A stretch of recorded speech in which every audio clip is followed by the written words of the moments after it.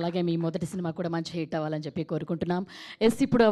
ఇప్పుడు lucky hand of Tollywood Dheeraj Mogalneni garu మాట్లాడవలసిందిగా request చేస్తున్నాము. ధీరజ్ గారు. ఇక్కడికి వచ్చిన మీడియా వాళ్ళందరికీ థ్యాంక్స్ ఫర్ కమింగ్ అండి. 35 సినిమా నేను యాక్చువల్లీ థియేటర్లో మిస్ అయ్యాను. ఓటీటీలోనే చూశాను.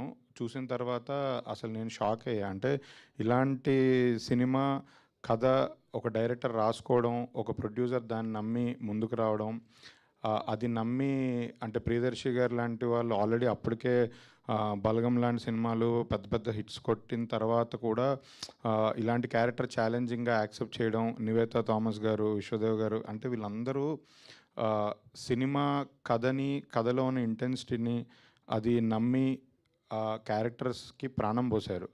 ఇందులో ఏ ఒక్కరు లేకపోయినా ఆ సినిమా అంత అద్భుతంగా వచ్చేది కాదు.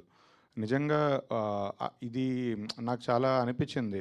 ఇంకా సినిమా థియేటర్లో బాగా ఆడి ఉంటే, ఎక్కువ రోజులు ఉండుంటే ఫ్యామిలీస్, పిల్లలు అందరూ చూసి నిజంగా అంటే చాలా ఇలాంటి సినిమాలు రావాలి అని నాకు చాలా బలంగా అనిపించింది. నేను సమ్మర్ హాలిడేస్ కథ విన్నప్పుడు ఈ కథ చేద్దాం అని డిసైడ్ అవ్వడానికి ఫస్ట్ రీజన్ 35 సినిమానే. అది నా మైండ్లో బలంగా ఉన్నందుకే నేను ఈ సినిమా చేయాలి అని సమ్మర్ హాలిడేస్ని ఎంచుకోవడం జరిగింది. డైరెక్టర్ నందకిషోర్ గారు, తను మేము లాస్ట్ ఫ్యూ మంత్స్గా ట్రావెల్ అవుతున్నాం. సో తన మనస్తత్వం, తన ఆలోచన విధానం, తను ఇంతకుముందు ఎలాంటి స్ట్రగుల్స్ పడి ఇక్కడికి వచ్చారు, ఒక కథ ఓకే చేయించుకోవడానికి పడ్డ ఇబ్బందులు, అది తెరకెక్కించడానికి పడ్డ ఇబ్బందులు, ఆ జర్నీ అంతా నాకు చాలా డీటెయిల్గా తెలుసు.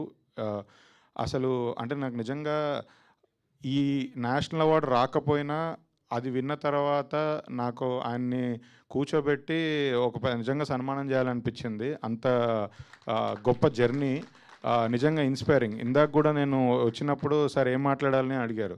మీ జర్నీ గురించి చెప్పండి అన్న.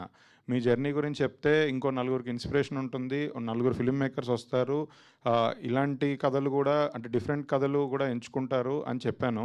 ఆయనే అసలు నన్ను చూసి ఎవరైనా ఇన్స్పైర్ అవుతారా అంటున్నారు. కానీ మీకు తెలీదు, మీరు ఎంతమంది ఫిల్మ్ మేకర్స్ని ఇన్స్పైర్ చేస్తారు ఇన్ ఫ్యూచర్ కూడా. తను చాలా చాలా చాలా టాలెంటెడ్ డైరెక్టర్.